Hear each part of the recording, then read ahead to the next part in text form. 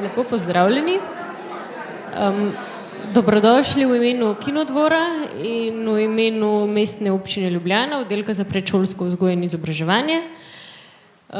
Veseli me, ali pa vsaj zdi se mi, da je pri vsakem takem strokovnem srečanju več udeležencev, kar je odlično. Upam, da bo tako tudi jeseni, ko bo naslednje srečanje. S temi srečanji upajmo, da bomo nadaljevali tudi v prihodnje. Imamo zanimive goste. Dr. Robi Kroflič bo vodil okroglo mizo po koncu filma. Z nami je tudi dr. Anica Mikuš-Kos, Slovenske filantropije. Pridružila pa se nam bo tudi Mirjam Milharčič-Hladnik. Tako da bo zanimiva okrogla miza in vljudno vabljeni, da ostanete tudi po koncu filma z nami. Kaj ne rečemo, uživajte v filmu. Hvala. Najprej bi želel pozdraviti gospo Anico Mikuš-Kos. Ona je mednarodna strokovnjakinja za delo z otroki iz vojnih območij, predsednica Slovenske filantropije. In če nam kdo lahko predstavi, kaj pomeni biti otrok, begunc, otrok na dolgi poti brez podpore družine, potem je zagotovo to ona. No, druga kolegica je kolegica Mirjam Milharčič-Hladnik, ki se ravno tako veliko ukvarja s to tematiko, dela na SAZU-ju in pogosto vodi pogovore o filmskih vsebinah, tudi za film Bekaš je skupaj z Barbaro Kelbl pripravila pedagoško gradivo, ki si ga tisti, ki ga še niste videli, lahko ogledate, tako da pač pobrskate po spletu, po spletni strani Kinodvor. No, z nami je pa tudi ena manjša skupinca učencev osnovne šole Ig, 8. 9. razred, tako da bi mogoče za nekakšen drugačen začetek kot običajno, ko začnemo mi nekako predstavljati temo filma, povabili najprej učence, da nam malo povejo v bistvu, kako so doživeli film, kaj pravzaprav, kako so se odzvali na to vsebino.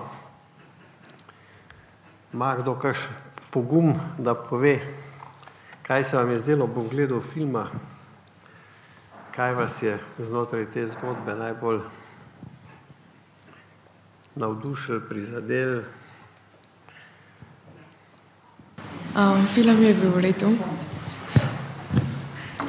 Ja, film je bil v redu. Ja, ko sta potovala. Ja. Kako pa si recimo doživela njih? Kaj je bilo pri njima tisto, kar se te je recimo?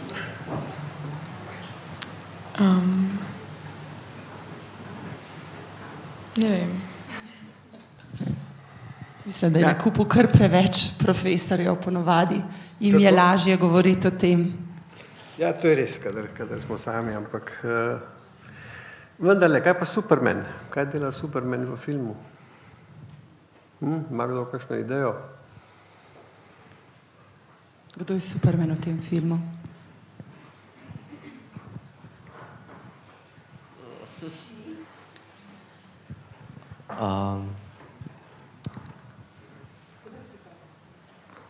Ne, mislim, da je starejši brat.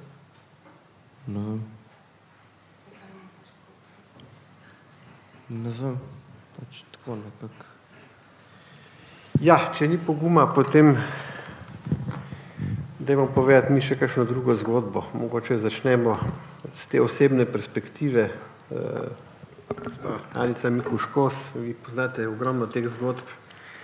Najbrž boste znala tudi takšno, rečemo temu, fikcijsko upodobitev enega taka potovanja potrditi, ovreči, dopolniti. Ja. Moram reči, mene se je film dotaknil in me je zares tako ganjal. spomnil me je na čase, ko sem delala v Kurdistanu, ne sicer v tej regiji Sulejmanija, kjer je, mislim, film bil sneman, ampak okrog Erbila pa na severu, čisto z mejo Sirijo.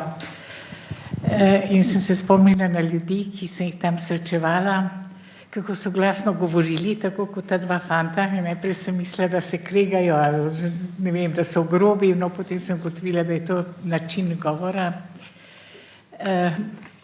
Vedno so govorili baša, baša, tako kot tukaj, to pomeni dobro. In v Kurdistanu, jaz sem bila sicer leta 2012 do 2015 sem hodila, oziroma 14 sem hodila tja, sem skoraj 6 mesecev preživela tam.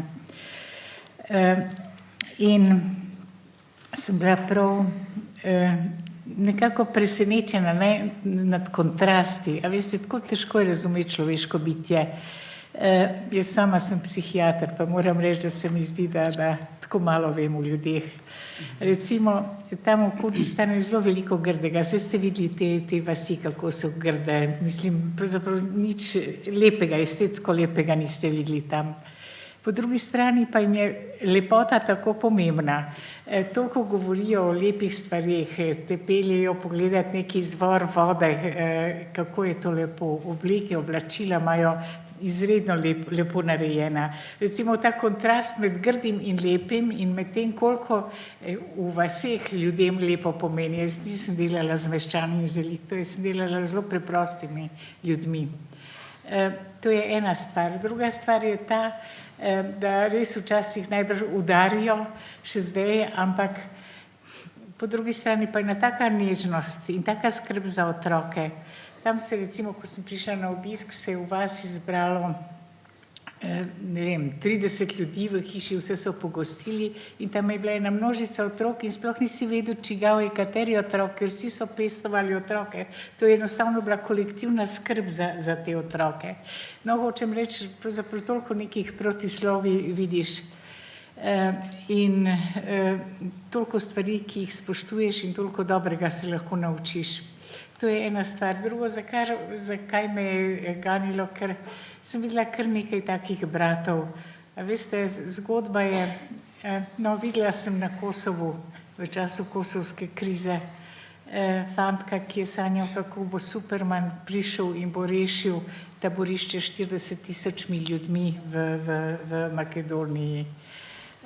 Videla sem v Goraždu v Bosni 2 brata v sirotišnici, ki starejši je tako bdel nad mlajšim, nihče se ga ni smel dotakniti mlajšega, on ga je pa tepel, potem so ga pa vprašali, zakaj pa tepeš svojega brata, drugim pa ne dovoliš, pravi, drugim ne dovolim, jaz ga moram ščititi, ampak tepem ga pa zato, da se bo naučil, zato, da bo vedel, da so na svetu tudi slabe stvari.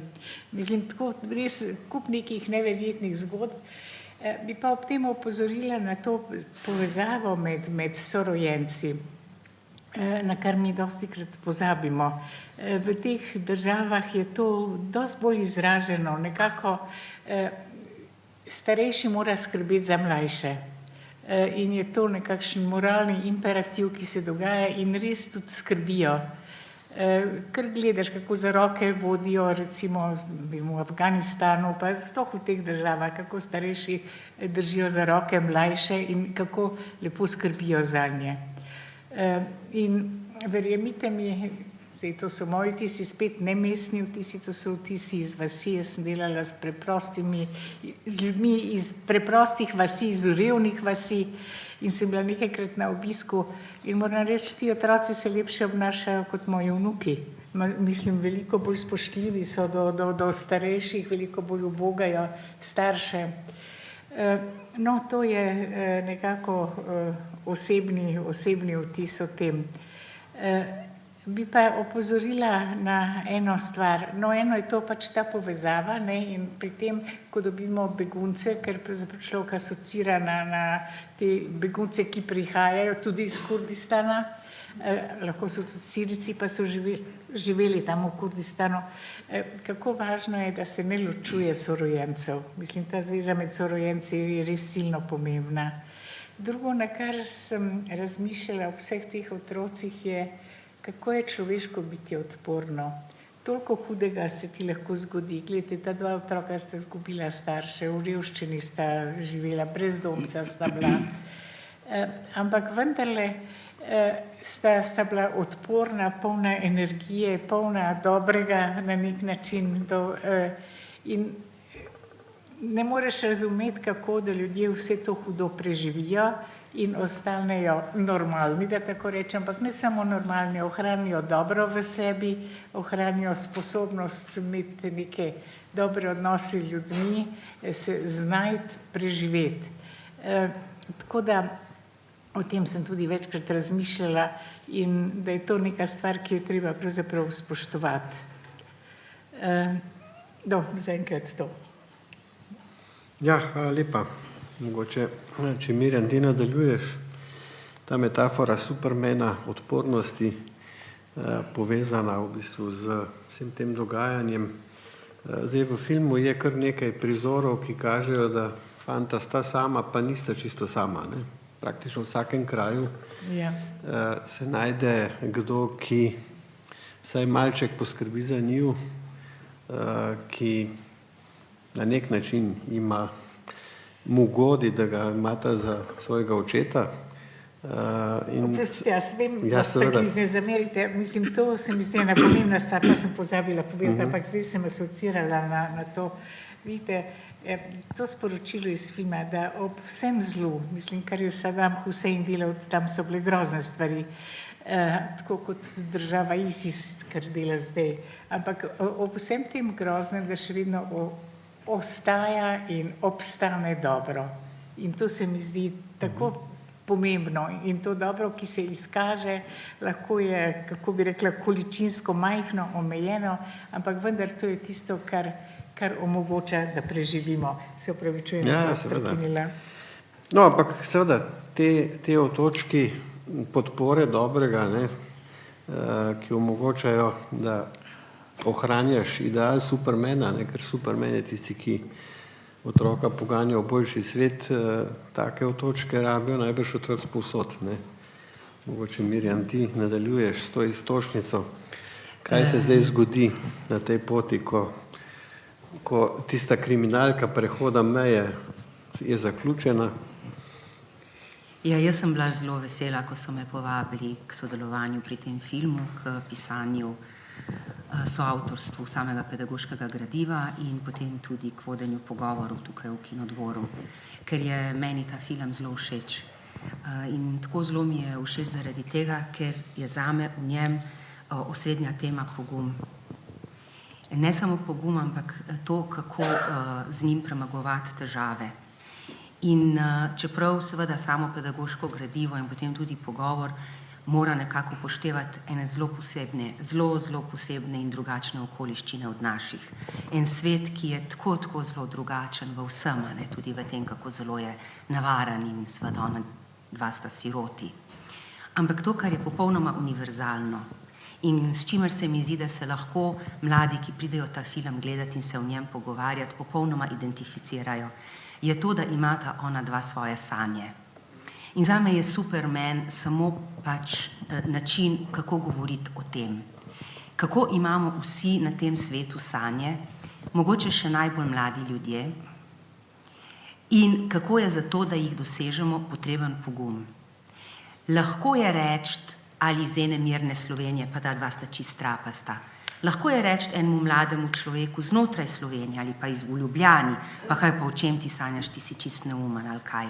Ampak to je vse brez veze, zato ker sanje so tako ključne za to, da mi v življenju nekaj naredimo in tudi, da premagamo zelo težke situacije. Kajti pogovor ob tem filmu se lahko vrti samo okoli Kurdistana, beguncev, sirot, migrantov, otrok brez spremstva, vseh teh tem, ki so zadnjih 6 mesecev tako zelo bile prisotne vsakodnevno v našem življenju. In so zdaj čisto malo manj prisotne, zato ker ni tega silovitega medijskega pritiska s to temo, ampak so prisotne na drug način.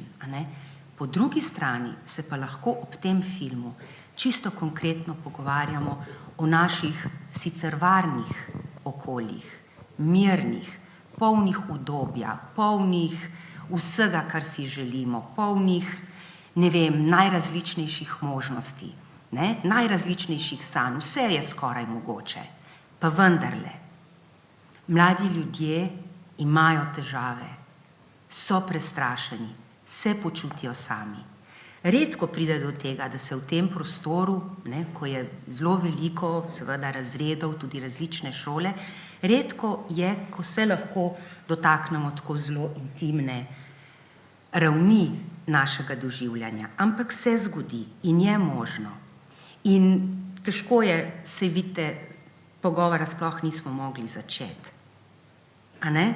Zato, ker ni bilo dovolj poguma, kot je bilo na začetku rečeno. Ne? Torej, kaj je pogum? A veste, v teh okoliščinah, ki jih prikazuje film, je to nekaj fantastičnega. To je moč, to je energija, to je sposobnost, to je inteligenca pri obeh fantih, ki ju lahko, jaz mislim, samo občudujemo. In en košček sreče, da tista mina ne eksplodira. A ne? Ker jaz mislim, da je vsem zastal dih. Ampak mi gledamo pač film osebno. In zato je tako zelo fino, da so filmi del tudi šolskega programa. Ne zato, da bi se česa naučili, čeprav se lahko tudi česa naučimo, vsaj iz pedagoškega gradiva o Kurdistanu, o tistih težavah, navsezadnje tudi, a ne v povezavi s Sirijo, ampak predvsem, da doživimo, da doživljamo in da poskušamo razumeti te tako oddaljene in čudne in drugačne in nemirne in nevarne situacije, ki pa vendarle se lahko z njimi poistovetimo. Zakaj? Zato, ker doživljamo zelo podobno, čeprav živimo v tako zelo varnem okolju. Ne? In tukaj se meni zdi, ko pridemo potem do teh univerzalnih stvari, kot je pogum, strah, kot je pomoč drug drugemu znotraj družine, ne? Ko je to, kar sta vidva omenila, pomoč v skupnosti, v naključni vasi, ki jo prečkamo, ne vem, na ključnem srečanju z ljudmi. A ne? Ta pomoč, ki jo zdaj, ko smo toliko govorili o sprejemanju otrok beguncev brez spremstva, o sprejemanju beguncev, migrantov, ko je čisto vsak od nas se lahko vprašal, kaj bi lahko recimo jaz pomagal, mogoče nekaj čisto majhnega. Mogoče ne moreš ponuditi stanovanja, mogoče ne moreš, ne vem kaj, zbrati neke velike količine denarja. Ampak kaj pa recimo v šoli lahko naredi vsak od nas, recimo vi, ki še hodite v šolo, recimo, a lahko pozdraviš, a se lahko nasmehneš, a lahko narediš kaj majhnega nekomu, ki ni nujno niti, da je tvoj sošolec, kaj šele, če je, ali sošolka. In tako se mi zdi, no, da je ta film izjemno, izjemno inspirativen na toliko različnih temah, ki se jih lahko lotimo. Jaz se jih pač lotim s pomočjo učencev in učenk, ne, kaj oni tudi ponudijo kot izhodišča in o čemer se pač oni želijo pogovarjati. Ne. Tako da ne vem, če si imel ti v mislih, kam naj bi naš pogovor zašel. Meni se zdi samo tako zelo imenitno res, da so taki filmi del šolskega programa in da se lahko o njih pogovarjamo in da se lahko pogovarjamo preko njih o nas samih. Ja, hvala. Zdaj nekako dve temi se mi zdi, ki sta nujni, da se jih dotaknemo danes. Ena se dejansko dotika te osrednje tematike, ki ste jo obe kolegici zelo dobro opredelila, to je vprašanje motivov življenjskih, nekega smisla, ki te poganja naprej in seveda poguma, ki ga imaš, dokler verjameš v to, da so take projekcije še možne. Ne? In to je tista osrednja metafora Supermana. Druga tema pa je pravzaprav vprašanje, kako se sploh dotakniti, pogovarjati o tematiki, ki je tako blizu nam in tako oddaljena, ne, ki je tako drugačna pravzaprav od načina življenja, ki ga tu živimo, da jo lahko mediji preprosto preglasijo z nekimi zgodbami na metaforah naravne katastrofe, nečesa neosebnega, nekih tokov, nekih zaščitnih ograj in tako dalje, kot da pravzaprav za vsemi temi množicami niso točno take zgodbe, ne. Ampak dajmo mogoče za začetek se še enkrat dotaknem tega vprašanja, pravzaprav supermenstva, ne. Gospa Anica, vi ste se veliko ukvarjala z osebami, ki imajo težave, ker izgubijo pravzaprav ta motiv, ne, ki jih grozote, ki jih preživijo, pravzaprav evropajo te možnosti, da bi videli naprej. Zdaj, kaj takrat narediti oziroma kako pomagati tistim, ki imajo še kanček tega v sebi, da ohranjajo to življenjsko energijo? Veste, jaz sem sicer psihiater, ampak ne vem, kakšne terapije ne verjamem prav dosti. Meni se zdi najbolj pomembno pri človeku, ki se mu je sesul svet, ki je doživel toliko izgube ljubljenih oseb, doma, zaupanja v ljudi. Se mi zdi najbolj pomembno, da mu omogočimo doživeti nečesa pozitivnega, nečesa dobrega.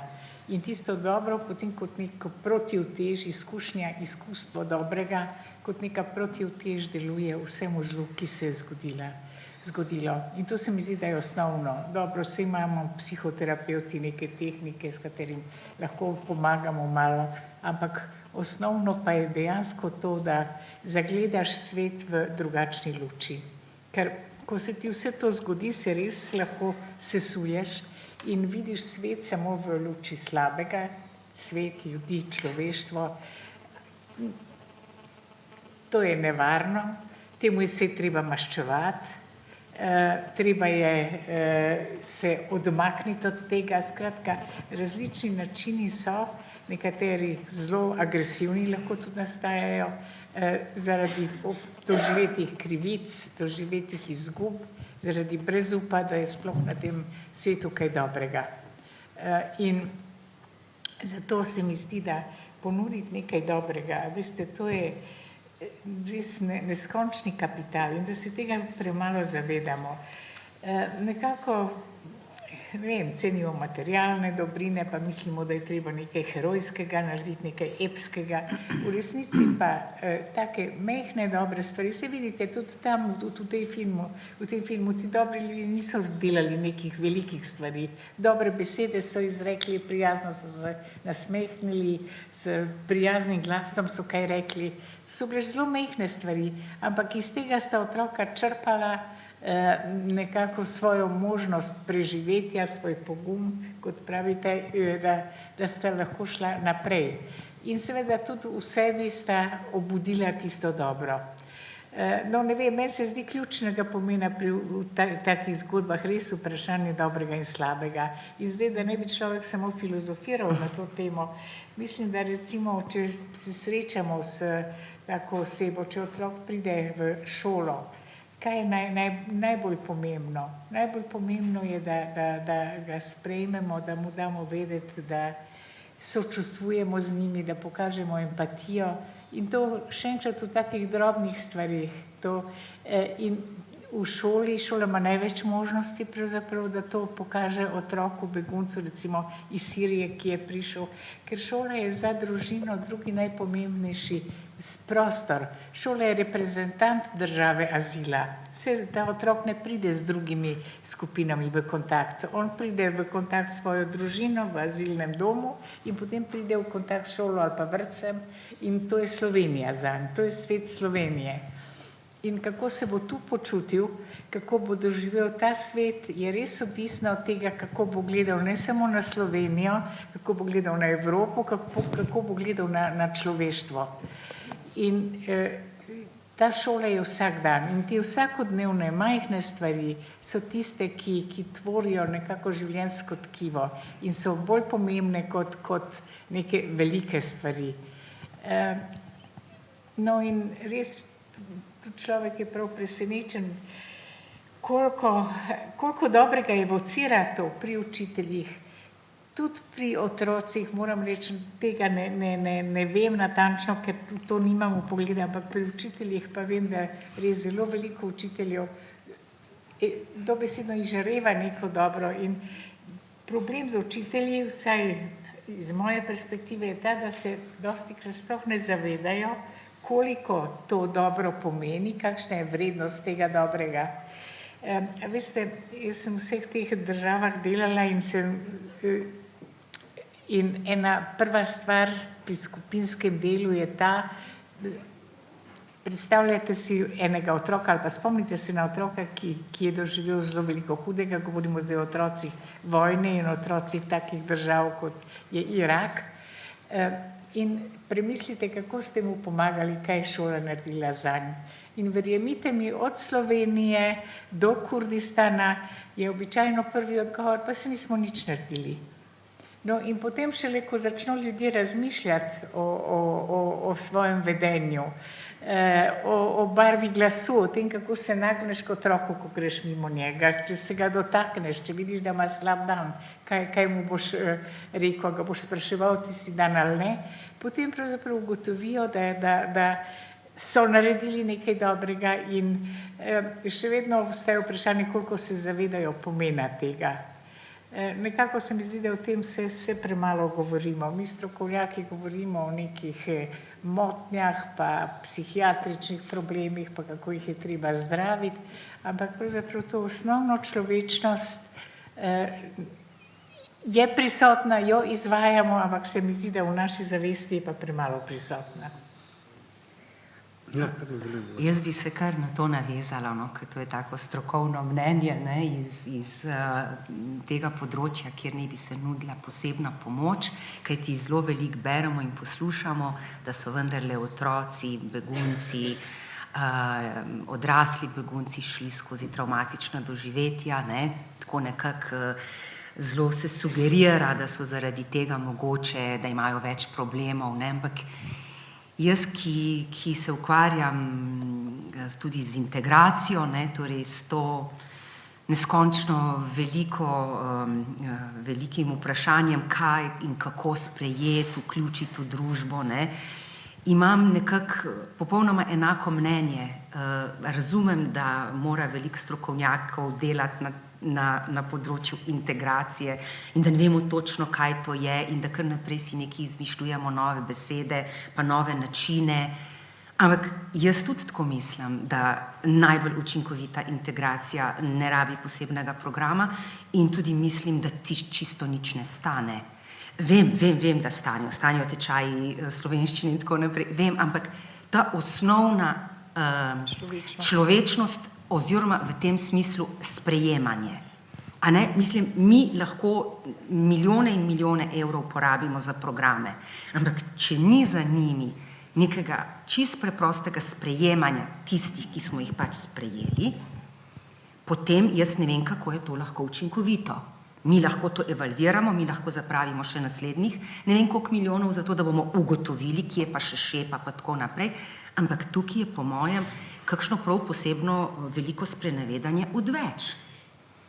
Torej, mi jih moramo pač sprejeti in mi tudi točno vemo, kaj to je, zato ker vsak od nas, mlad, star, takole iz 9. razreda ali že, ne vem, na koncu svoje službene poti, točno ve, kaj je občutek sprejetosti, kako to blagodejno učinkuje na vse, kar je lahko v nas pač strah in tako naprej, ne? In kako od tukaj naprej se pa lahko pogovarjamo, ne vem, prilagojeno ocenjevanje, koliko ur slovenščine dodatnega pouka bomo imeli, kakšne knjige bomo v knjižnicah naročili še v drugih jezikih in tako naprej in tako naprej, ne? Od tu naprej gotovo se lahko pogovarjamo tudi o denarju, prej pa ne, ker ni potreben. Kako pride do te atmosfere, kako pride do sprejemanja? Se to ni, veste, samo vprašanje otrok beguncev, ampak tudi naših otrok, če smem v narekovajih tako reči. To je zelo resno vprašanje v šoli. To je vprašanje vseh tistih, ki mogoče čisto malenkost odstopajo od standardov pridnosti, priljubljenosti, tako, ne, v nekem oskem prostoru.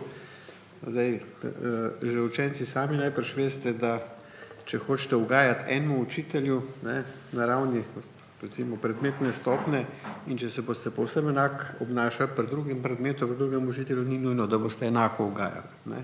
Se pravi, da je ta potreba najti neko svoje mesto, ne, pravzaprav pomembna za vsakega od nas, ne glede na to, koliko izstopamo. Ne. Seveda, ko pa izstopamo malo bolj, ne, pa to postane pravzaprav problem. Problem, ki ni samo stvar namestitve v nek prostor, ni samo to, ali jih bomo na meji zaustavili, ali jih spustili čez mejo, tudi ni samo to, kje jim bomo dali streho, pa jim bomo omogočili, da kot otroci in mladostniki v času, ko so pri nas vendarle, grejo tudi v šolo, ampak kako se bo zdaj recimo azilni dom, krizni center, šola pravzaprav začela odzivati na to tematiko.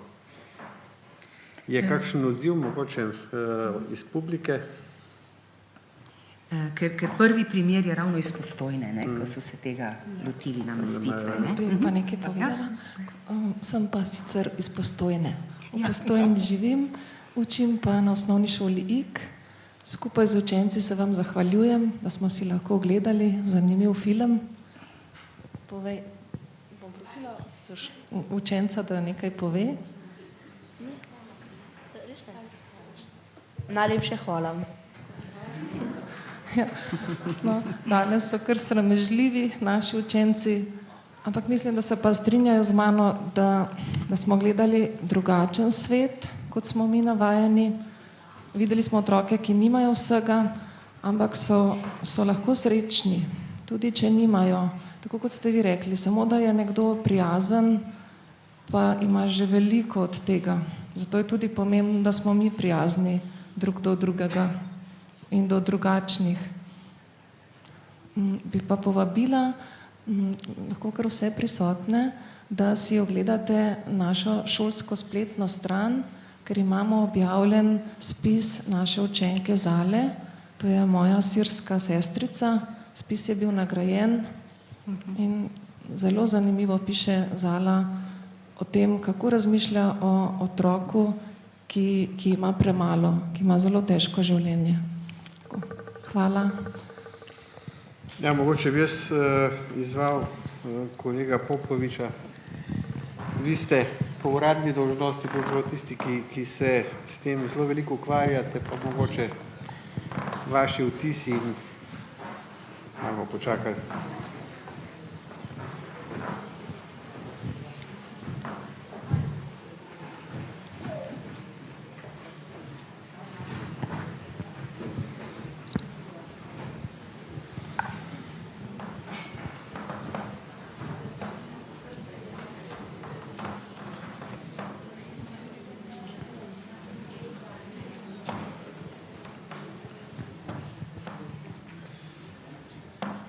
Mogoče vaši vtisi o tem, kaj pomeni tisto nudenje pravzaprav prostora, ker se počutiš vsaj približno doma in v neki kondiciji za to, da se življenje ni zaustavilo.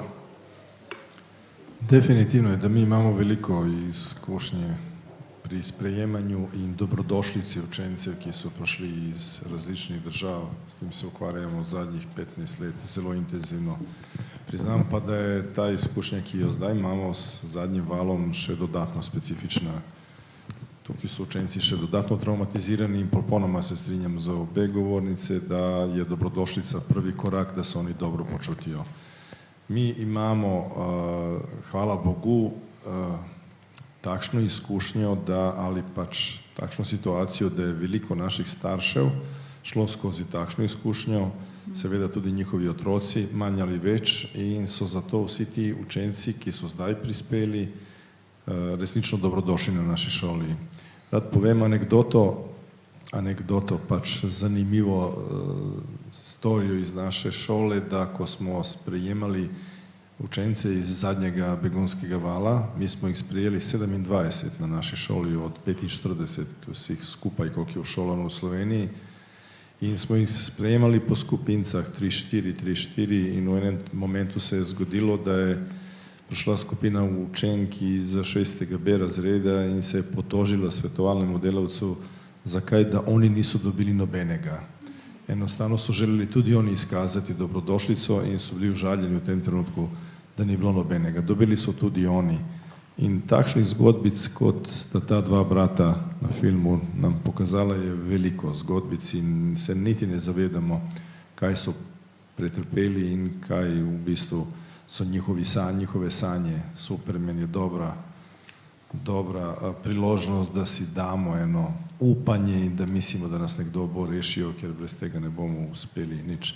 Morda bi se samo še navezal na eno celotno problematiko. Mislim, da na šolah večinoma dobro skrbimo za otroke, ne samo na naši šoli, mislim, da so se tudi druge šole lepo odzvale, se trudijo, tudi smo v kontaktu, tudi mi govorimo našo izkušnjo, vendar dokler ne bomo imeli celovitega programa, ne bomo uspešni. Mi smo se takoj odločili, ko smo ugotovili, koliko učence bomo sprejeli, da obiščemo azilni dom, da se spoznamo starši, da tudi staršem zaželimo dobrodošlico, da prosimo za sodelovanje, da nas razumejo, da nam pomagajo.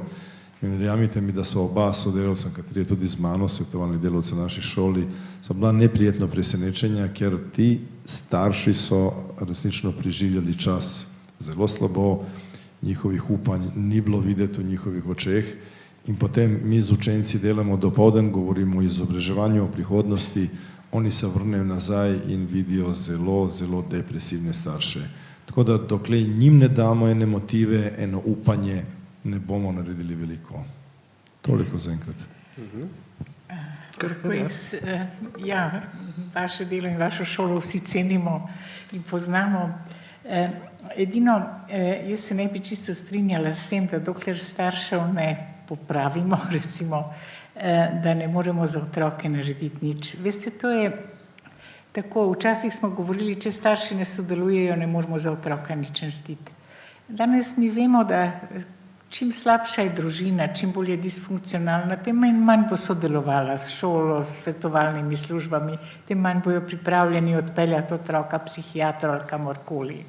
Skratka, ob tem se je pojavilo vprašanje, kaj pa mi lahko direktno za otroka, neposredno za otroka naredimo. Kaj lahko naredimo v enem podsistemu, ki je za družino najpomembnejši, to je šola.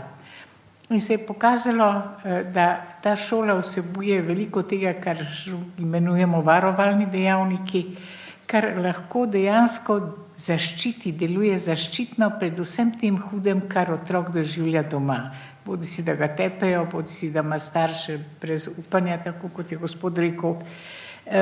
Vendar, a veste, to je neka izkušnja, neka stvarna izkušnja v nekem stvarnem svetu. In ta stvarna izkušnja ravno tako ostaja v možganih in oblikuje tvojo podobo sveta. Tako da mi danes veliko več govorimo o tem, da je ravno pri teh otrocih, kjer starši niso dosegljivi našemu vplivanju ali pa začasno niso dosegljivi našemu vplivanju, da je treba čim več teh pozitivnih prizadevanj cilj usmeriti neposredno v otroka. Učitelj, sošolci so neskončno važni. Se spomnim bosanskih otrok, ko smo jih spraševali, kaj ti je najbolj pomembno, da me je Slovenac pozval v kući. Mislim, te stvari imajo zelo, zelo veliko vrednost. To je in sprejetost in, mislim, s strani skupine vrstnikov, ampak tudi sprejetost v državi, kjer se nahajaš. Tako da jaz mislim, da šola s tem, kar dela, tako kot delate pri vas in tudi na mnogih drugih šolah, da je to en zelo, zelo velik kapital in ne kaže ga podcenjevati. Ker, veste, nekako v teh ogromnih masovnih nesrečah, kjer govorimo o stotinah tisočev prizadetih otrok, velja pravzaprav to, da je otrokom lažje pomagati, da otrokom lahko s temi intervencijami, ko jim pravimo, recimo nizkoprofilne intervencije, s tem, da preprosto, da si prijazen, da mu omogočiš, da se dobro uči v šoli, da ima nekega učitelja, ki je prijazen, da je v neko dejavnost vključen, da s temi stvarmi lahko otrokom zelo, zelo veliko pomagamo. Otrok je v privilegiranem položaju na nek način v teh grozotah. Namreč zakaj je v privilegiranem položaju? Ko begunec pride sem odrasli, on je niko in ništa. On nima dela, nima zaposlitve, izgubil je svojo socialno vlogo, moški ni več tisti, ki je služil denar ali pa obdeloval zemljo in je bil tisti, ki je preživljal družino, ženska nima več svojega gospodinjstva. Torej, poleg vsega ostalega so ti ljudje izgubili svojo socialno vlogo in dejansko, kot so poslanci govorili, oni so niko in ništa. Otrok pa ima svojo socialno vlogo, on ima svoje delovno mesto, on hodi v šolo, on ima svoj sedež, svoj klop, svoj delovni čas, naloge, ki jih mora opraviti. Veste, to je ena bistvena razlika in to seveda omogoča šola ali pa vrtec, ampak predvsem šola. In zato se mi zdi, da je v šolo še kako vredno investirati in spodbujati ljudi k temu, da pač se pozitivno odzovejo na prihod otrok in nekako izpostaviti, koliko je to pomembno. Ker, veste, vsi mi imamo nekaj dobrega, nekaj slabega v sebi. Koliko bo postalo manifestno, koliko se bo izkazalo, je odvisno od konteksta. Če na šoli te nihče ne bo pohvalil, če nihče ne bo rekel moje spoštovanje do tega, kar delate, tudi se zgodi, da lahko tudi učitelj izgubi motivacijo. No, tako se mi zdi, da je treba eno klimo ustvariti, eno klimo človečnosti, ampak obenem eno klimo spoštovanja do človečnosti. Ker v teh naših naprednih družbah se to nekako izgublja. Mi smo zdaj navajeni, če imaš problem, greš k socialnemu delavcu ali pa greš, ne vem, psihiatru ali pa greš šolskemu svetovalnemu delavcu. Vse nekako premeščamo na te strokovne instance in pravzaprav zanemarjamo in brišemo ta človeški kapital, ki obstaja v normalnih mrežah človeških, brez kakšnih karkoli logov ali pa psihiatrov. In nekako ta kapital ne koristimo, ne vzpodbujamo in to ni dobro, niti za nas. Tako kot ste rekli, ne gre samo za otroke begunce, gre za tiste, ki so drugačni, pa tudi za tiste, ki niso drugačni. Veste, na vse zadnje se vsi znajdemo prej ali slej v neki krizni situaciji. Ja, imamo kdo še iz publike, kakšne izkušnje z to tematiko na šolah, drugače kot prostovoljci?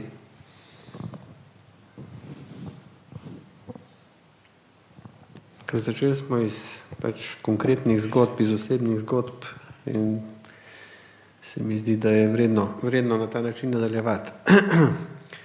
Je mogoče kdo med vami? Ja. Petra Slatinšek iz Kinodvora, in če se bomo predstavljali, povem reč.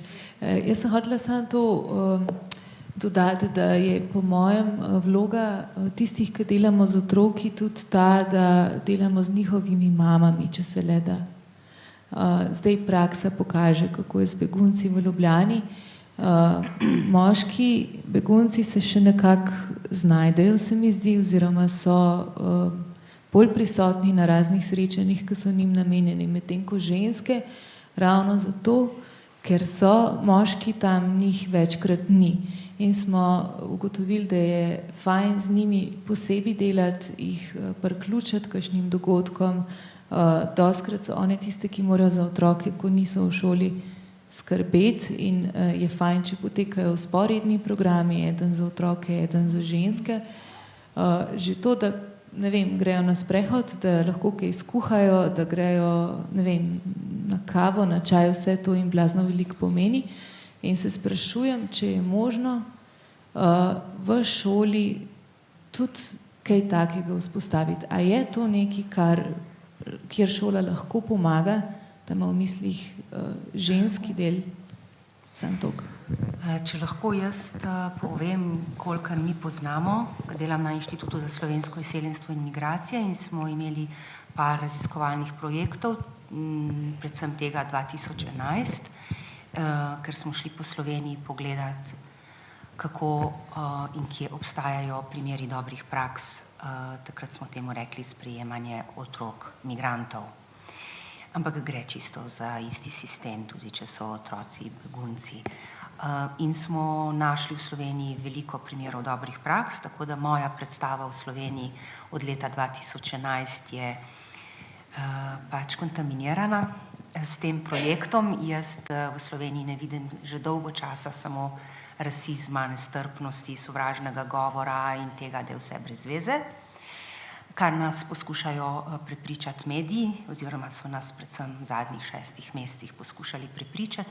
In povsod tam, Petra, kakor lahko zdaj na pamet govorim, mi smo v vseh na 6 regijah delali, ampak tam, kjer so primeri dobrih praks vključevanja otrok migrantov, se vedno povezujejo odlično tudi starši oziroma najdejo načine, ki so popolnoma, to so inventivne prakse, to ni predpisalo ministrstvo. To so popolnoma inventivne prakse, ne vem, od starega loža, tam nekje zraven Cerknice, do, ne vem, osnovne šole Idrija, seveda osnovne šole Koper, ki je že zdavnaj se spomnila, sami učitelji so se spomnili, da ne moreš otroka, ki ga imaš vpisanega, ne vem, pričakati 1. septembra, če je migrant. Ampak en teden prej. Tako da oni so recimo izumili, dobesedno, da tako rečem, uvajalnico, ki je zdaj splošno sprejet, ki je zdaj splošno znan sistem v šolskih krogih, da je en teden prej pridejo otroci s starši, torej, če jih imajo, ali z enim staršem. Zakaj? Zato, da je že takrat, ta teden prej, vzpostavljena komunikacija, da so strahovi kolikor toliko razblinjeni, da postane okolje domače, preden nastopi tisti 1. september in seveda potem ni potreben šok. In to, kako so starši pritegnjeni v šolsko okolje, tega je pri nas zelo veliko, torej starši migranti oziroma mame, kot ti praviš, na razne načine. Recimo, če je dopolnilni pouk za otroke, to je recimo osnovna šola Prade, majhen izumček, ampak zelo pomemben za vsakega človeka v tistem okolju, ko so dopolnilne ure za otroke, so te recimo po šoli, potem pa je tako zmenjeno, da pridajo mame po otroke, če so recimo mlajši, pa se še z njimi, tako da se malo prekriža čas, pa se malo potegne, malo so skupaj, malo se pol otroke pošlje na igrišče, pa se samo z mamami dela. Recimo en tak izum ene nevladne organizacije na Dunaju, ki je prevzela učenje nemščine za migrantske mame, ker si ti to posebej omenila, in njihov projekt je ne poseben prostor, pa najem prostorov, pa ne vem kaj, ampak grejo one tam, kjer mame so, mlajših otrok in malčkov, na igrišča.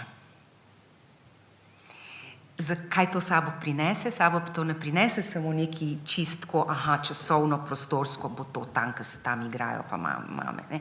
To je cel odnos spremeni, ker tam poteka učenje jezika potem seveda popolnoma drugače.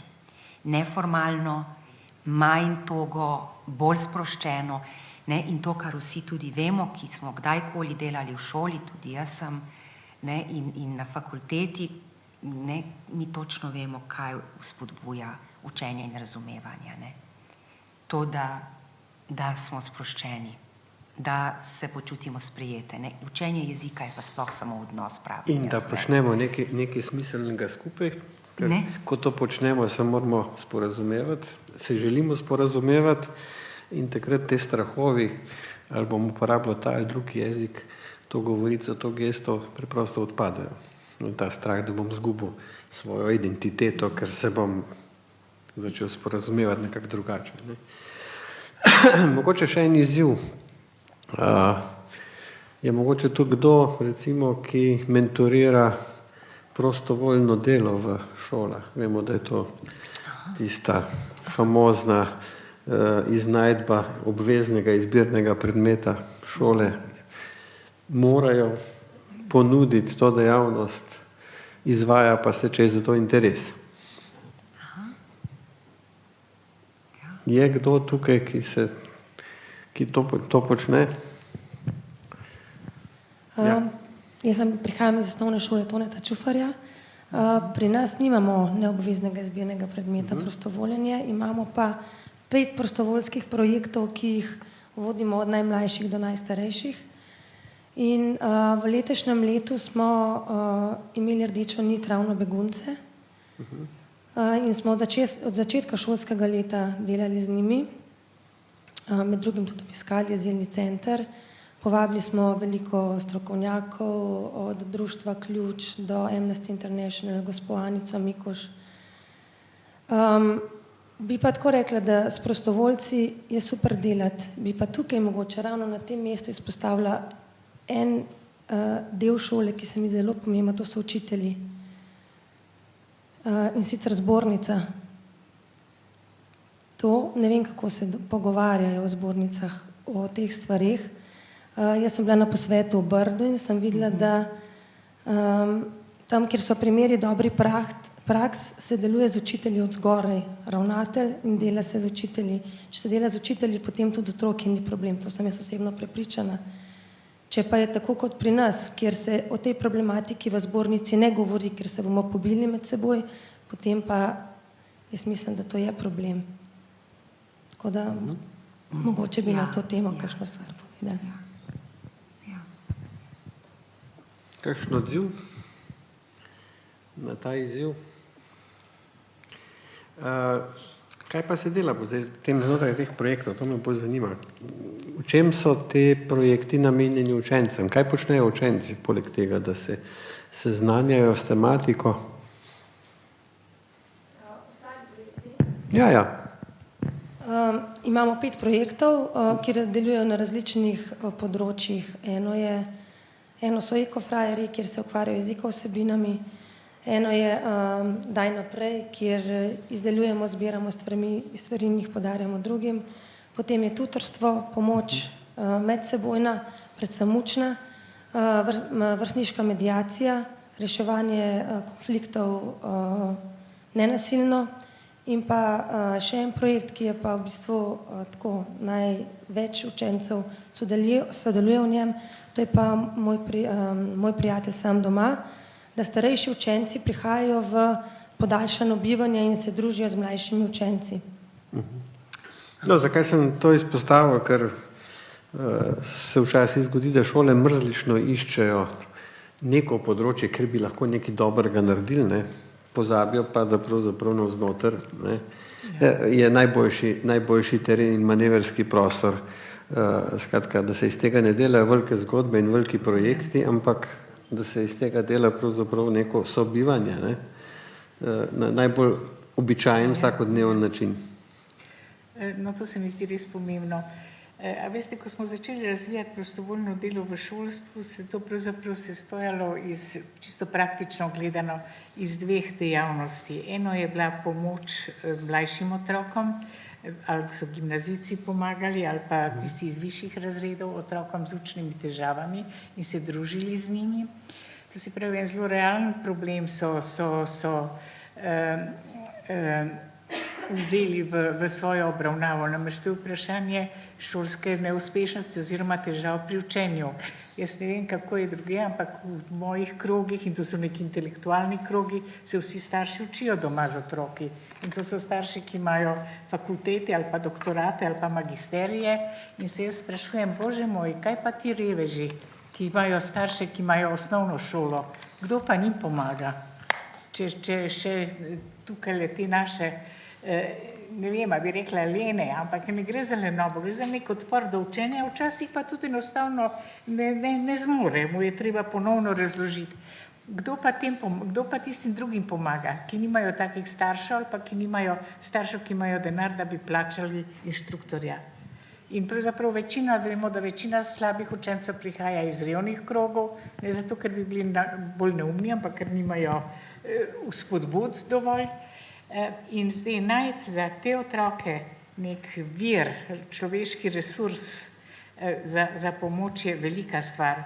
Poleg tega pa se otroci, nekako mnogi otroci raje učijo z mladimi, z mladostniki, starši smo nekako, oziroma starejši smo že, kako bi rekla, odpisani, ta stari, ne, ta zoprni. In lahko otroci zelo in mladi lahko veliko pomagajo otrokom. No, druga praktična vsebina tega prostovoljnega dela v bolj-vaških okoljih je bilo pa poskrbeti za kakšne ljudi, ki so osamljeni, iti enkrat na teden v trgovino in kaj prinesti, malo vrt obdelati in tako naprej. Tako da nekako mi se zdi, da v tem prostovoljstvu smo danes zašli zelo veliko v birokracijo, smo zašli ker moramo beležiti ure, moramo spoštovati zakon o prostovoljstvu. Druga stvar je, smo zašli v tržne vode, promoviramo prostovoljstvo, ogromno je teh promocijskih dogodkov. Pri vsem tem se nam pa na nek način ta osnovna substanca vsebina izgublja. To je moj vtis. Pa ne samo v Sloveniji, to je za Evropo značilno. Ne vem, kako se v Ameriki to dogaja, ta razvoj. Ampak mislim pa, da je prisotnost enega otroka, invalidnega otroka, pa otroka begunca, ki potrebuje neko določeno, torej to je otrok s posebnimi potrebami, v dobesednem pomenu besede. On potrebuje več kako bi rekla, socialnih dobrin, psihosocialnih dobrin, ki jih lahko dobi v svojem okolju. In prihod otroka begunca je res velika učna priložnost za veliko učno uro solidarnosti. Ja, na to velikrat pozabljamo, ne. Kolega Popovič je prej rekel tako figurativno, da so se učenci enega razreda pritožili, da bi tudi oni želeli imeti nekoga ob sebi s tako izkušnjo, ne. Tisto, kar pozabljamo, je, da ni samoumevno, da ima otrok, mladostnik v vsakodnevni rutini priložnost narediti nekaj, kar je ocenjeno pravzaprav iz realne druge strani kot nekaj dobrega, nekaj pomembnega. Mi smo se navadili suportirati otroke tako, da pravzaprav morajo cel kupenih zadev izpolnjevati kot svojo osnovno nalogo, in to je seveda predvsem akademski napredek, ker če tukaj ne bodo uspešni, njihova življenjska kariera ne bo mogla iti tako, kot bi si želeli, ne. Pozabili smo pa na to pravzaprav, da smo zelo paternalistični pri tem, ne. Vse te pomoči, ki jih nudimo, pravzaprav otroku predvsem sporočajo, kaj vse sam ne zmore. In ko se vprašamo, kdaj ima otrok možnost, priložnost, da naredi nekaj koristnega za nekoga drugega, da je on tisti zdaj, ki nekaj prispeva, ne, bomo videli pravzaprav, da je teh situacij relativno malo. Predvsem pa, da ni samoumevno, da jih otroci sami prepoznajo. Zakaj so jih včasih prepoznali? Zato, ko so bili več lahko sami. Ker so se lahko v skupinah igrali na dvorišču, brez da bi se starši vtikali, postavljali pravila, ščitili, da se komu ne bo kaj zgodilo, ne. Takrat so se morali med sabo poštimati. Danes tega praktično ni več, sploh v mestih, ne. Pa že na vasi tega ni, ne. Kar pomeni, da pravzaprav tistih okoliščin ni, in če mi ne ozavestimo, da je to priložnost pravzaprav za najbolj osnovne vzgojne dejavnosti, da lahko z recimo tem, da pomagamo vzpostaviti neko medsebojno sodelovanje, pomoč in tako dalje, ne, da namesto, da mrzlično iščemo, kaj se jim spremljevalca za enega navadnega vozičkarja, ki ga v resnici pravzaprav marsikdaj ne bi rabil, če sošolci vejo, da pač morajo v določeni situaciji pač tisti voziček poriniti z rokami nekam, ne, bi se marsikaj drugega dogajalo, pa se ne. Tudi dogodek, ki se bo naslednji teden dogajal, festival Igraj se z mano, ne, je nastal pravzaprav kot nek projekt ozaveščanja nečesa, kar bi moralo biti samoumevno.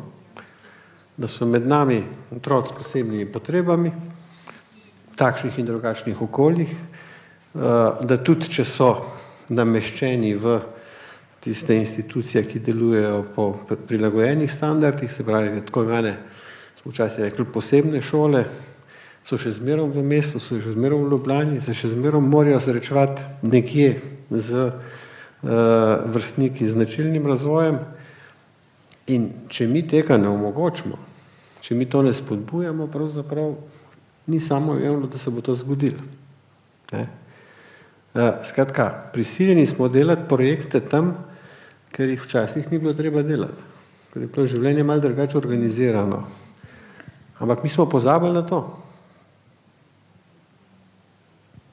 Mogoče kakšen odziv na to temo? Zaprošam se toliko oglašam, ampak samo nekaj bi rada dodala. A veste, pri tej prostovoljski zgodbi se mi zdi zelo važno to, da ni tisti, ki je revež, v narekovaju, tisti, ki samo sprejema pomoč. Ampak da ta revež, ker je revež, ali pa ker je invalid, ali pa ker je begunc, da ta človek, ta otrok, da ima v sebi tudi kapital. Da on tudi ta kapital podeli s skupnostjo ali pa z drugimi otroki. Vsakdo lahko nekaj dela prostovoljno. Tudi otrok, ki ne zna slovensko, lahko pomaga, ne vem, če se ureja okolje okrog šole ali pa če se kaj drugega počne, če je to v vaškem okolju. Tudi če ne zna jezika, lahko gre enkrat na teden v trgovino nekaj iskat pa prineste nemu staremu človeku tam v vasi. Skratka, da ta otrok iz vloge žrtve, ne vem, socialnih nepravičnosti, žrtve političnih konfliktov, ki pričakuje in ki mu je treba pomagati, pride v vlogo tistega, ki tudi sam nekaj daje svojemu okolju. Namreč ta prestop je iz enih čevljev v druge spremeni samopodobo, spremeni videnje samega sebe. Jaz nisem tisti nebogljeni revež, ki brez pomoči ne more, ampak jaz sem tisti, ki nekomu pomagam. In to aktivira tudi notranje sile. Tako da to je res nekaj velikega. Lahko nauči otroke 5 arabskih besed. Lahko, mislim, se tisoč stvari in vsi učitelji so pri tem neskončno domiselni in znajo to narediti. Samo sem hotela opozoriti pred tem, da ne bi iz, kako bi rekla, pretirane prijaznosti in dobrote pozabili na to, da je treba, da ti otroci v bistvu so, kot se reče, survivor, tisti, ki so preživeli, da imajo v sebi energijo, tako kot sta imela ta dva fanta, in jim dati priložnost, da nekako to izkažejo. Ja, ker čemur se strokovno reče, da pač če zagovarjamo neko etiko skrbi, v pedagoškem smislu ni pomembno samo to, kako smo mi zgled neke skrbi za druge, ampak predvsem, kako mi dajemo priložnost tistemu, ki ga vzgajamo, da postane tudi on subjekt skrbi. Vedno pravzaprav moramo paziti, da tisti, ki so na poziciji trenutno manjše moči, da dobijo priložnost pravzaprav, da tudi sami aktivno delujejo. In to je tisti problem, na katerega ste vi upozorili. Odrasli, ki se znajde v neki pad poziciji, ki čuti, da sam ne more nič prispevati. Je to dejansko pravzaprav z vidika nekega življenjskega smisla katastrofična situacija, ki jo je treba pač presekati tako, da jim pokažemo in da jim damo možnosti, da so tudi sami z ničim aktivni. Ja, še kakšna ideja? Meni se zdi, da je poleg rasizma in sovražnega govora viktimizacija pravzaprav nekaj najhujšega. Samo z drugega konca. In viktimizacija beguncev in migrantov je tako vseobsegajoča in prevladujoča, tudi v migracijskih študijah, s katerimi se jaz ukvarjam, tudi ne samo praktično. Ampak to je res, mislim, in ženske so in otroci so tukaj največje žrtve tega viktimizacijskega diskurza. Torej, kako zelo se moramo potruditi, da mislimo drugače, da vidimo v njih to, kar nam ta film hoče ves čas pokazati. Zelo sposobne ljudi, ne samo na ravni poguma, ampak iznajdljivosti, vsakodnevnih izumljanj preživetvenih praks. Nikoli ne vidimo v njih izobražene ljudi, Mi takoj vidimo v njih neizobražene ljudi. A veste, to je tako prevladujoč način percepcije beguncev in migrantov, da je res, mi se moramo prav truditi, tako kot, ne vem, da bi se trudili, da ne dihamo, da ne mislimo znotraj teh stereotipov, ki so dobro misleči, mislim, dobro namerni, krasni, ampak vendarle zelo, zelo krivični do ljudi, ki jih zadevajo. Ogromno ljudi je izobraženih, sposobnih, mislim, bolj od nas. In otrok tudi, to se spomnim, je bilo poudarjeno prav v kinoteki, ko smo imeli podobni pogovor pred par meseci. Ne? Kad ste prav vi rekli, pa saj to niso nemočne žrtve, pa odkot vam to? Ne? In točno tukaj, mislim, skupaj nekaj početi. Ne to pasivno, zdaj se bomo pa, ne vem, zdaj bomo vas naučili jezika, zdaj vam bomo pomagali. Ne? To jaz mislim, da res v šoli ali pa izven šole nimate pravih učinkov. To ni sprejemanja. Ne? Sprejemanje, jaz mislim, mora biti na ravni spoštovanja sebi enakih. Ja, so šli čez hudo. Pa kaj? Ne? Zdaj smo tukaj in zdaj bomo tukaj mogoče lahko nekaj skupaj naredili. Ampak če smem, jaz mislim, da tisti izziv prej je bil pa zelo resen. Povzročil je sicer tišino, ne?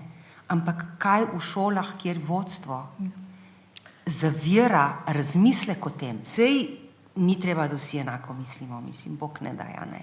Sej zato pa živimo v demokraciji, na vse zadnje, da se dovoljeno kregamo in smo v konfliktu. Sej družbe so konfliktne, sej drugačnih ni, ne obstajajo. Ne? Ampak to, kar ste vi sprožili, se meni zdi zelo ključno vprašanje in tukaj je kar nekaj, jaz mislim, tudi ravnateljev, ravnateljic, ki bi mogoče pa lahko ponudili nek odgovor. Jaz ne morem, jaz lahko samo nekaj tako ugibam, ne?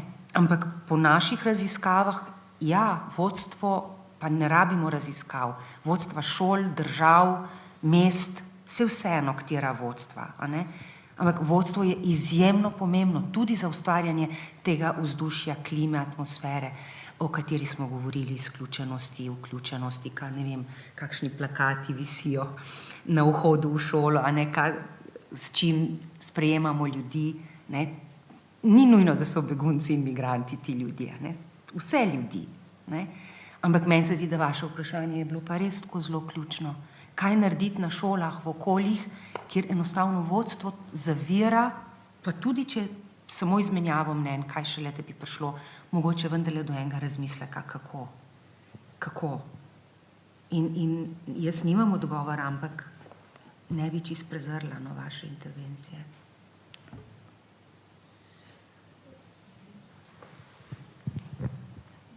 Zdravo, jaz sem Karmen Šakir, iz pedagoške fakultete prihajam. Moram reči, da nisem mislila, da bom danes kaj rekla, ker imam občutek, vsaj v mojih krogih, da imam predolg jezik, kar zadeva te tematike, ne? Ampak nekako se zelo vidim v razmišljanju, ki ga je gospa izpostavlja in ki ga vi pravzaprav zdaj na koncu izpostavljate in tekom celotnega današnjega pogovora.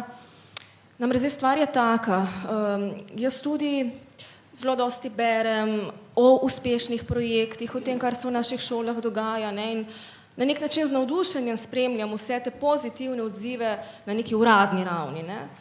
Ampak vprašanje, ki se meni vedno znova pojavlja, je, kdo te projekte, ki so tako zelo dobro zasnovani in zapisani, izvaja. Ne? Torej, kaj se zgodi v tistem primeru, ne? Ko se šola odloči za nek projekt in stoji za tem projektom potem učitelj oziroma je v ta projekt vključen učitelj, ki je v svojem bistvu blazno ksenofobičen, rasističen in tako naprej. Ne? In takih primerov ni malo. Ne? Jaz delam študenti, ne delam z učitelji, ampak zgodbe, ki mi jih študenti pripovedujejo, so milo rečeno strašljive. Od tega, ne, da sicer vodstvo zavira dobre ideje in pobude učiteljev in vzgojiteljev, ki so zaradi tega potem pahnjeni v situacijo, ko si želijo nekaj narediti, pa ne morejo, do seveda situacije, ko je vodstvo odprto, pa na nek način učitelji niso oziroma širijo tudi med učence, med otroke in stereotipe in predsodke in sovraštvo do drugačnih. Ne? In zgodbe bi lahko tlele eno uro govorila o tem, kaj vse slišim. Ne? In sama se sprašujem zdaj, kje je težava, kaj narediti in sama, kaj vidim, je to, da se ne čutim, da bi lahko te učitelje obsojala. Ne morem. Ne? Zakaj ne? Zato, ker se mi zdi, da vsi ti strahovi, ki jih imajo, vsi ti predsodki, ki jih imajo, so plod neznanja. Ne? Torej, meni se zdi ključno, da bi šole učiteljem nudile nek in psihološki suport, ne, in na nek način suport v znanju. Torej, zdaj, koga povabiti na šolo oziroma kdo lahko učitelji opremi zadostnim znanjem o tem, kaj sploh se s to begunsko krizo dogaja. Ko jaz študente govorim, ne, in ko jim povem neko ozadje, ki ga oni niso prej poznali, ne, jih vidim, aha, a res, kako pa to pa nisem vedela. Ne, skratka, včasih je predsodek čist enostavno produkt neznanja. Torej tega, da niti ne veš, kaj je Sirija, kaj šele, koliko kilometrov so ti ljudje prehodili, zakaj so jih prehodili, kaj šele, da vidiš v tem človeku človeka. Ne. Tako da mogoče samo to, no, bi želela deliti ta razmislek in jaz pa še dve kolegici iz pedagoške fakultete, dr. Turnšek pa dr. Razpotnik, delamo zdaj na tem, da bi mogoče v prihodnjem šolskem letu tudi učiteljem tak suport ponudile z našim znanjem, z našimi izkušnjami. Še ena pomembna stvar, če bi lahko že, ko imam besedo, jo izpostavila, je tudi ta, da imamo veliko prostovoljcev, tudi študentov prostovoljcev in tako pomembno se mi zdi, da bi ti študenti na šole prišli in pripovedovali, kaj so videli oni v praksi, nekateri so bili z njimi ne samo v Sloveniji, v naših koncentracijskih taboriščih, če jih lahko tako imenujem, ker zame to niso centri. Nekateri so bili z njimi tudi na poti, so videli stvari, ki jih mlad človek ne bi smel videti, pa jih je videl. In se mi zdi, da če tako stvar podeliš, svojo osebno izkušnjo, to, kar je tebe spremenilo za ljudmi, lahko tudi nek premik v razmišljanju dosežeš. Hvala za vse to, kar ste povedali. Torej, generalnega odgovora jaz tudi nimam sveda, ampak dve stvari sta. Eno je to, da dejansko ljudje, ki so, kako bi rekla, pričevalci, so najboljši advokati neke drugačne miselnosti, bolje kot če to z akademskega nivoja razlagamo, strokovnega. To je res neverjetno. Jaz imam tudi izkušnjo z mnogimi prostovoljci, ki so delali v teh centrih zdaj. Druga stvar, ki pa zelo pomaga, je pa neposredni stik, face to face. Zdaj seveda to je težko izvesti. Gospa Ksenija je to uspela izvesti, je imela korajžo, da je to izvedla na svoji šoli, mogoče bo kaj povedala o tem.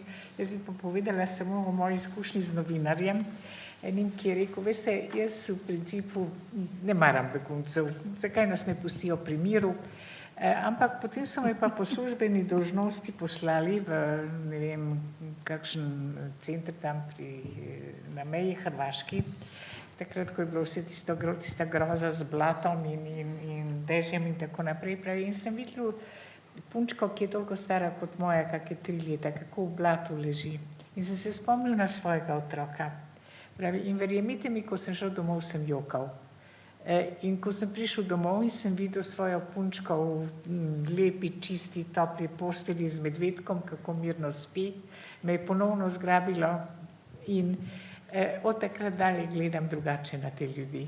Tako da ti neposredni stiki, če jih je možno izvesti, je to prekrasno. In jaz se vedno sprašujem, kako bi bilo možno več študentov, mislim, ki so že, dobro, za srednješolci je težje, ampak več študentov, ki so že samostojni ljudje, ne, nad 18 let, spraviti v direktni kontakt. Ampak mogoče, Ksenija, ne vem, če bi še kaj povedali o tej izkušnji na vaši šoli. Jaz bi mogoče samo najprej na vaš odziv. Primer dobre prakse sigurno ne nastane iz pobude učitelja, ki je ksenofob, ki je rasist, ki ni šans. Ta učitelj sigurno ne bo izvedel nič takega.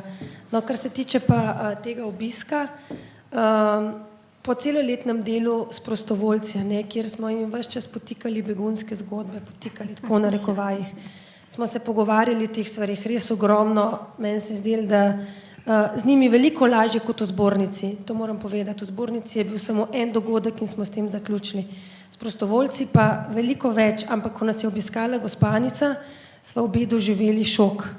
Namreč v nekem trenutku je ena učiteljica vprašala učence, koga pa bi sprejeli, a ne, in so rekli, ja, otroke absolutno, pogojno ženske, a ne, mlade moške, to pa ni govora, ne, to pa samo bombe imajo okrog, pa nože nosijo, v glavnem grozen. No in potem sem čez nekaj časa sem se rekla, zdaj pa tole sigurno tukaj ne bo ostalo, mi gremo v azilni dom. In sem se dogovorila s koordinatorko slovenske filantropije in smo 22 učencev se je javilo, da gre, in ko smo jim dali soglasja staršev, jih je 11 prineslo soglasja, da gre lahko z nami, no, ampak 11 jih je šlo, sabo smo vzeli plišaste igračke, mi smo imeli eno veliko zbiralno akcijo, zelo uspešno v začetku šolskega leta in smo shranili plišaste igračke, ker smo mislili, jaz sem upala, da nam bo uspel v begunski center odpeljati te otroke, pa nam niso dovolili, tako da smo jih zdaj odnesli s sabo. Takoj, ko smo prišli pred azilni dom, smo doživeli šok, namreč otroci so ga doživeli, zato ker je iz azilnega doma prišel en moški, mlad moški in je nekaj vpil v arabščini, a ne, in so vsi ti moji prostovoljci zmrznili. Pričemer niti ni nujno, da je kaj slabega vpil. Ne, sploh ne, ja, tako, ja. No, potem so nas pospremili v večnamenski prostor, kjer smo se z otroki, potem so tudi otroci, prišli smo se z njimi igrali, dali so jim te pliškote, glavnem, super smo se imeli, je pa potem ta koordinatorka rekla, da bi se za 15 minut usedli, kar je bilo super in so lahko prostovoljci čisto vse, kar jih je zanimalo, vprašali. Od tega, kaj jejo, kako spijo, kakšne so sobe, ali lahko zapustijo vse, kar jih je zanimalo in tudi o teh občutjih njihovih so govorili, kako jih je bilo strah najprej, da niso vedeli, kako. In ko so napisali, potem so mogli napisati v 5 stavkih, kako so se počutili, so bili vtisi taki, tako srce parajoči, od tega, da so se jih bali, pa so potem videli, da so to samo otroci in čisto nič drugega. Ena deklica je napisala, da je bil to najlepši trenutek v njenem življenju, ker je videla, ko so ti otroci srečni, in tudi ona zaradi tega srečna. Tako, take lepe stvari in to se mi zdi, da je tisti meni mali korak naprej, ki smo ga naredili, zato da smo kakšen strah razblinili s tem, ki smo njim in s tem tudi sebi kakšen nasmeh priklicali na usta. A smem nekaj sam dodati k temu, ker obstaja še en način, ne? In to je, da povabite k sebi begunce, mlade fante iz Kotnikove ali pa iz azilnega doma ali pa seveda kogarkoli drugega, ker to je pa tudi ena delavnica, no, ki jo moja kolegica izvaja, Marjanca Ajšavi Žintin, in jaz sem bila čisto šokirana, ko sem videla, da na posvetu, ki ga Ministrstvo za šolstvo organizira 5. maja, je točno to že v samem konceptu bilo predvideno. Torej to, da na tem velikanskem posvetu za zelo veliko ljudi sta 2 delavnici o tem vprašanju, o tem problemu, ki je zdaj tako zelo aktualno, ampak z begunci. Torej, da, ne, in je potem to tudi Marjanca izvedla, jaz sem bila na Norveškem, najprej so mene prosili, ampak seveda ona je pri tem bolj kompetentna od mene in to tudi počne. Mi smo imeli celo projekt, ki je bil točno ne govoriti o vključevanju, razumevanju in tako naprej, ne, ampak je vedno bila delavnica po šolah, ko je bil zraven migrant oziroma begunec. Po srečanju z gospo Anico sem 2 stvari si zadala. Ena je bila obisk azilnega doma, naslednja pa absolutno pripeljati migranta, moškega, pa ki ni Sirije, še to. Tako da to je v teku, se dogovarjamo tako, mlad moški bo stopil pred njih. Ali pa več njih, ne. To je naslednja stvar, tako da hvala. Zelo učinkuje, zaradi tega točno, ker ko nimamo stika, je nekako to zelo tak prvobitni strah, ki ga ne moramo obsojati, kot ste tudi vi rekli, ne gre za to, ali obsojamo, ali ne, ampak kako lahko pomagamo, da se razblini, ali pa da se začenja razbliniti in to je potem ta neposredni stik. In zdaj to možnost mi imamo, begunci so nastanjeni, še več jih bo in dobivajo se sploh v Rogu in tako, ne ob sobotah, ampak dobro, sploh ne gre samo za Ljubljano, ampak če že govorimo o mestu, zares lahko povabimo v svoje okolje in tam lahko potem tudi marsikaj naredimo v smislu spet dobrodošlice pa nekih teh stvari, ki se jih lahko tudi sami učenci spomnijo, ne. niti ni treba, da se jih mi, kaj bi Ja, to pripravili. imamo v planu do konca šolskega leta. Ja, super. Ja, prej smo nekako odprli eno temo, kaj narediti s tistimi, ki ne zmorejo v bistvu take drže do drugačnih, niso to samo begunci, pogosto so te drugačnosti lahko manj vidne, kot je drugačna spolna usmerjenost, ali kaj podobnega, ne. In ideja je bila seveda dati več znanja. Jaz mislim, da je ta ideja seveda tako v nekem takem klasičnem evropskem razsvetljenskem smislu zelo dobrodošla, ne, ampak zavedati se moramo pravzaprav, da moramo tu malo bolj natančno se vprašati, kakšno znanje pravzaprav sploh rabimo in kaj to znanje je in oziroma naj bi bilo. Ker informacije, ki jih dobivamo preko medijev, preko politike, tudi to je del pravzaprav informiranja, se pravi spoznavanja nekega pojava. Ampak te informacije seveda so praviloma ustvarjene na nek način navidezne objektivnosti, se pravi so depersonalizirane, opisujejo pojav z nekimi kvantitativnimi in podobnimi opredelitvami. Tisto, kar nam pravzaprav zmanjka, je neka konkretna zgodba. Konkretna zgodba, ki ne opisuje pojava samo navzven, ki ga ne meri, ki ga ne kvantificira, ki ga ne vrednoti na tak način, ampak ki opisuje v bistvu nek pojav na način, da te dobesedno provocira, da v njem najdeš nek pomen, nek smisel.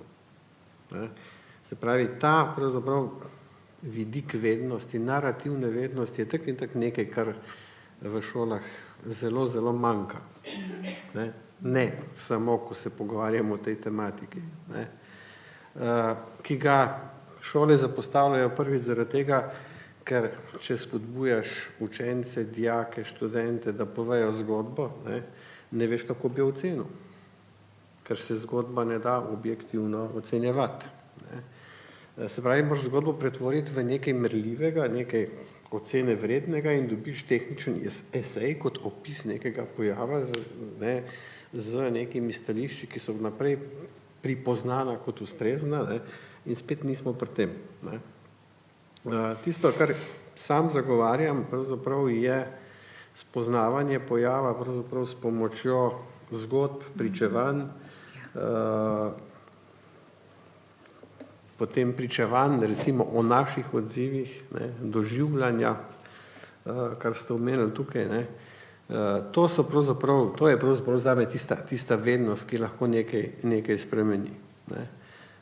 Samo opisovanje pojava pravzaprav zelo hitro pripelje do nasprotnega učinka. To se je pravzaprav pri nas v medijih, še posebej tistih, ki so sledili pravzaprav nekim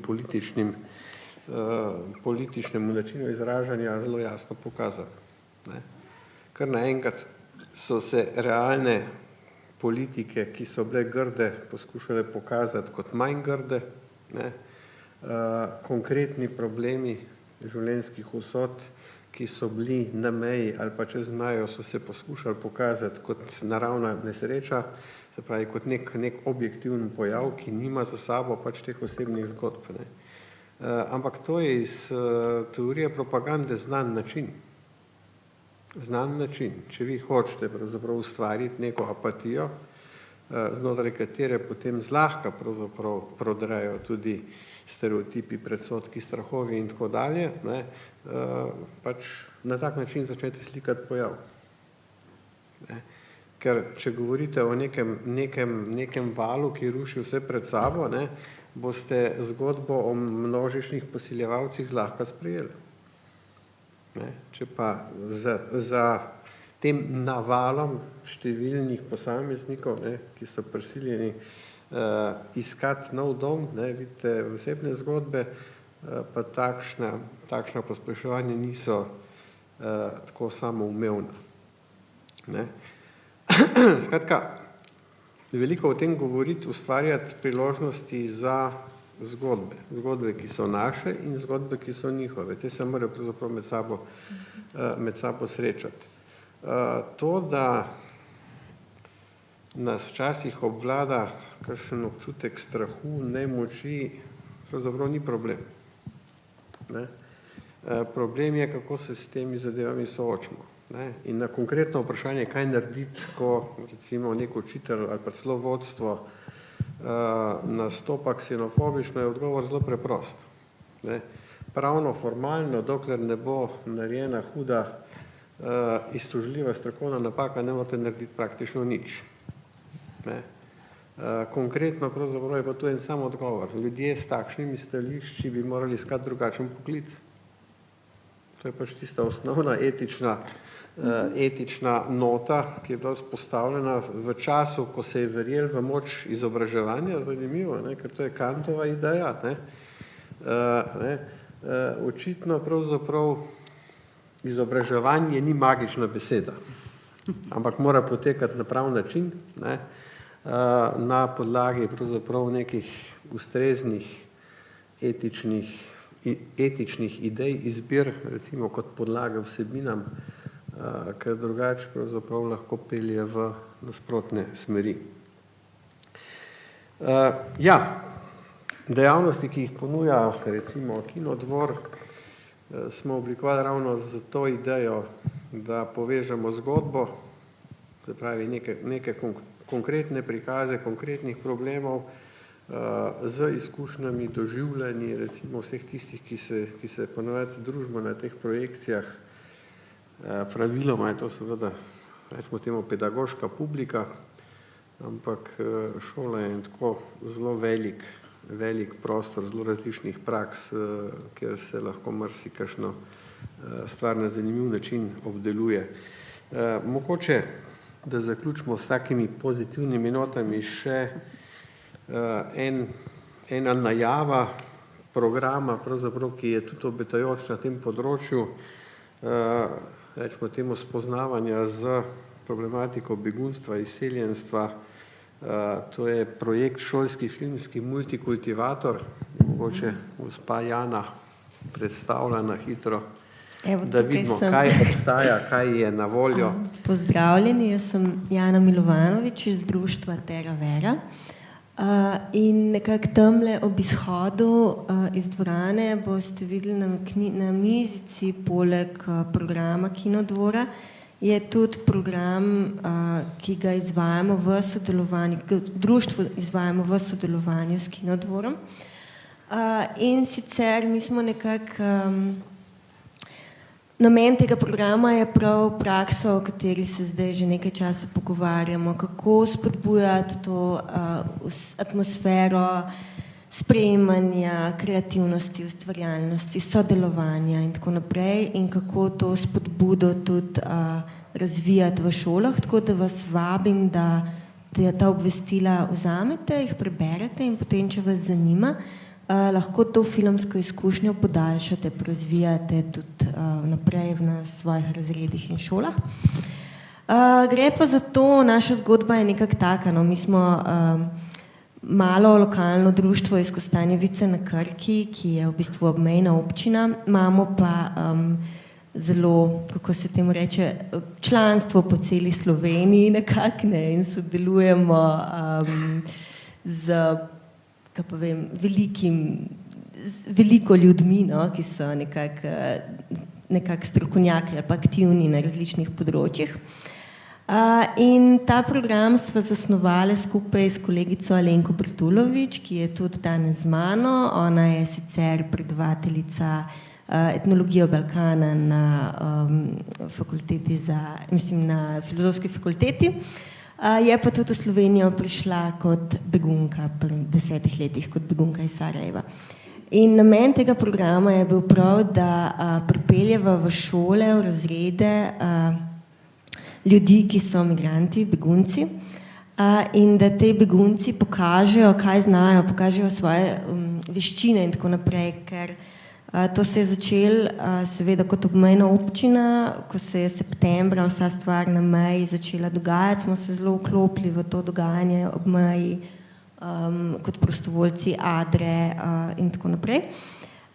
In to je bil odličen teren, ta prvi stik z ljudmi, ki prihajajo oziroma grejo mimo, in to čakanje na meji, čakanje na naslednji transport je tudi omogočilo zelo veliko časa, v katerem smo se lahko nekako tudi pogovorili mečkam s temi ljudmi, in jaz sem tudi po izobrazbi etnolog, tako da me je ta izkušnja vedno zelo privlačila tudi z tega vidika nekako, ne. Vedno sem poskušala tudi videti, kakšne so razmere, se pogovarjati s čim več ljudmi in tako naprej.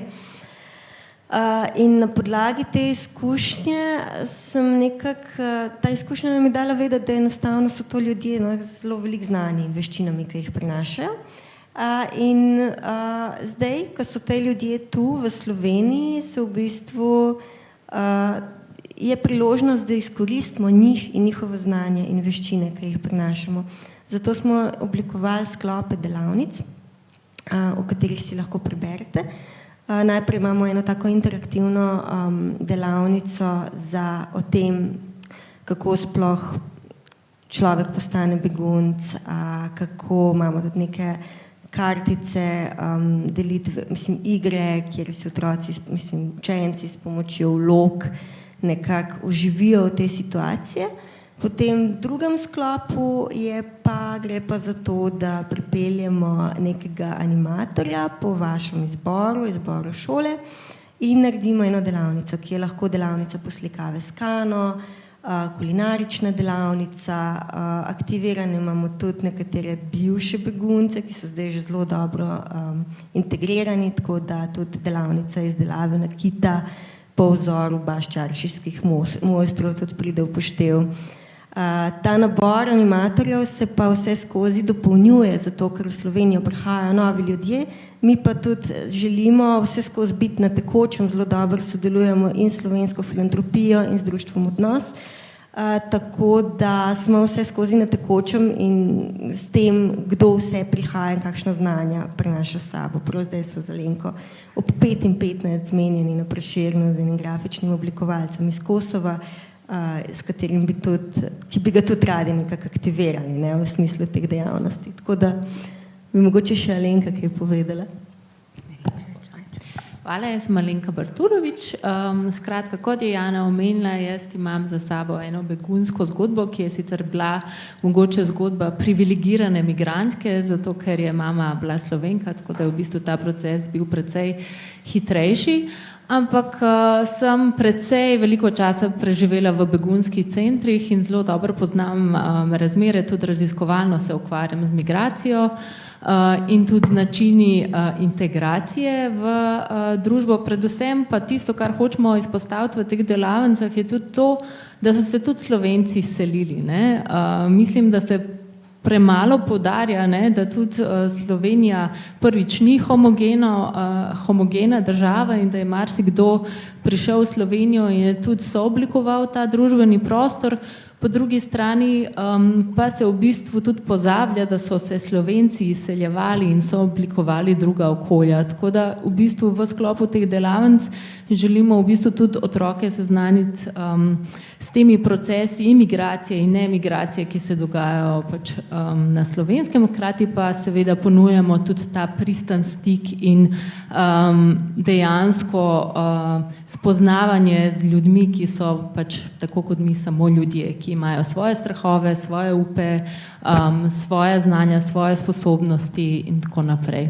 Tako da zelo veseli bomo, če se boste odzvali našem vabilu in upam, da lahko mogoče tudi na nek način spremenimo tudi mnenje kakšnih učiteljev in mnenje v zbornici. No? Skratka tudi za kakšne osebne posvete ali pa celo za delavnice, ki so namenjene zgolj učiteljem, smo v bistvu pripravljeni sodelovati. Ja, hvala lepa. Zdaj bomo morali pa... Samo še nekaj dodala, da je projekt v veliki meri sofinanciran strani Urada Republike Slovenije za komuniciranje, ki se mu tudi zelo zahvaljujemo, da lahko sploh to izvajamo, da smo začeli. In zato je do 30. oktobra je to za šole naš program brezplačen, se pravi, kupite samo vstopnice za kino, ostalo je pa brezplačno do 30. oktobra zaradi te podpore. Hvala. Ja, ura je čas, da zaključimo. Mogoče samo še ena sama ideja.